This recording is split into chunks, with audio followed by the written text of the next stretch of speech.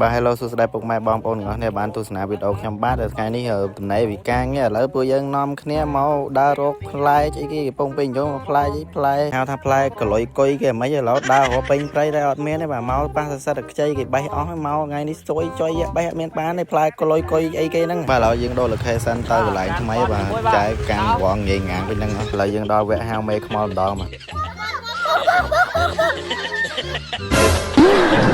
ឈួត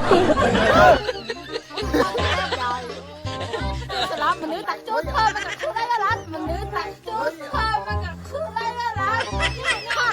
ចាញ់មួយមើលចាំមកផ្លែកុយមកអូន君の虜になってしまうចាំមកផ្លែកុយមកអូនបាទឥឡូវយើងមកដើរដើមកុយឃើញឥឡូវនាំគ្នាឡើងបេះមើលឆែកពេញព្រៃភ្នំអស់លោកអើយដល់កឲ្យឆែកដល់ចេះ